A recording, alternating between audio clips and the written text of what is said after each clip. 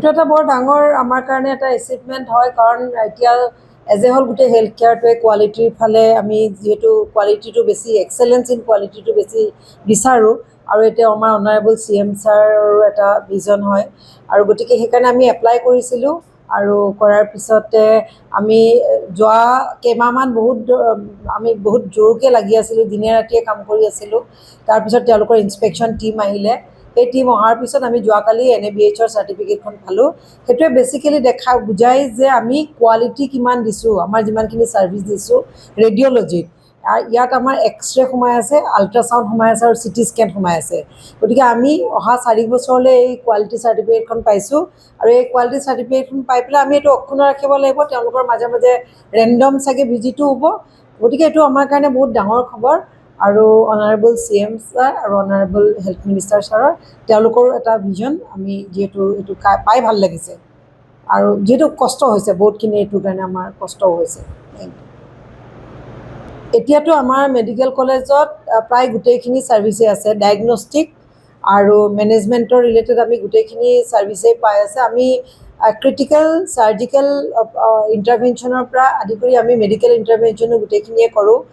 সুবিধা গোটেইখিনি আছে। আমাৰ 19খন বিচনাৰ, আমি এতিয়া বৰ্তমান 19খন বিচনাৰ ICU আছে, আমাৰ HDও আছে, পেডিয়াট্ৰিকতো আছে, অবষ্টাইনিতো আমাৰ HDও আছে, আৰু পিকু আছে। গতিকে প্ৰায় গোটেইখিনি সুবিধাই আছে। আৰু আমি ডাঙৰ ডাঙৰ অৰ্থপেডিক্সৰ চাৰ্জাৰীবিলাকো কৰি আছোঁ। কেটৰেক্ট চাৰ্জাৰী যদিও চাই, সেইবিলাকো আমি বহুত বেছি ধৰণে কৰি আছোঁ। আৰু আমাৰ লগত আমাৰ ৰেডিঅ'লজিৰ টীম আছে, বহুত দিনে ৰাতিয়ে কাম কৰি আছে তেওঁলোকেও। আৰু বিশেষকৈ যিহেতু যেতিয়া বস্তুটো কোৱালিটিৰ ফালে যোৱা যায়, কোৱান্টিটি ছাৰ্ভিচটো আমি দিয়ে আছিলোঁ, কিন্তু যেতিয়া কোৱালিটিত গ'লোঁ, আমাৰ ইয়াতে আমি প্ৰত্যেকটোৱে এই কোৱালিটিত আমি এটা ষ্টেণ্ডাৰ্ড প্ৰচিডিঅ'ৰ ফ'ল' কৰোঁ। সেই প্ৰচিডিঅ'ৰৰ এগেইনষ্টত আমি কোনো কাম নকৰোঁ। গতিকে প্ৰত্যেকটোতে প্ৰট'কল আৰু প্ৰচিডিঅ'ৰ ফ'ল' কৰি আমি কাম কৰি আছোঁ, আৰু সেইটোৰ কাৰণে আমি এই চাৰ্টিফিকেট পাবলৈ সক্ষম হৈছোঁ। যোৱাকালি আমি national accreditation board of hospital and health care প্ৰভাইডাৰৰ পৰা চাৰ্টিফিকেটখন লাভ কৰোঁ। এইটো কাৰণে আমি যোৱা বছৰ 2025 জুন জুলাই মাহৰ পৰা আৰম্ভ কৰিছিলোঁ। তেতিয়াৰ পৰা ফৰ্ম ফিল আপ কৰাৰ পৰা যিখিনি মানে প্ৰট'কল আৰু পলিচি আমাৰ বনাব লগা আছিলে বনাইছোঁ।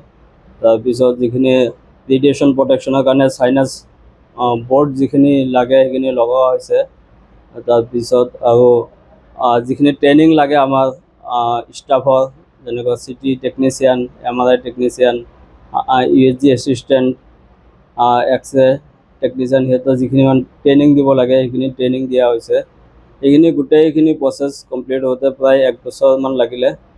আৰু এতিয়া আমাৰ ইয়াতে আল্ট্ৰাচাউণ্ড, CT, এক্সৰে, মেম'গ্ৰাফি আৰু MRI হৈ আছে। এইটো চাৰ্টিফিকেটটো প্ৰচেছটো ষ্টাৰ্ট কৰাৰ আগতে আমাৰ USG ৰিপৰ্ট ডেলিভাৰী কৰোঁতে 2 ঘণ্টামান সময় লাগিছে, কিন্তু এতিয়া আধা ঘণ্টা আৰু USG হৈ যোৱাৰ লগে লগে দিব পৰা হৈছোঁ।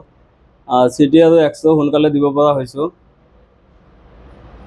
আৰু এইটো চাৰ্টিফিকেট পোৱাৰ পিছত আমাৰ ভাল লাগিছে। গভৰ্ণমেণ্টৰ পৰা বহুত আমি চৰকাৰৰ পৰা বহুত হেল্প পাইছোঁ। প্ৰিন্সিপাল মেডামেও আমাক বহুত হেল্প কৰিছে, আৰু ছুপাৰিনটেণ্ডেণ্ট ছাৰেও আমাক বহুত হেল্প কৰিছে। যিকোনো খবৰৰ বাবে যোগাযোগ কৰক আমাৰ এই নম্বৰত 9181 307 2221।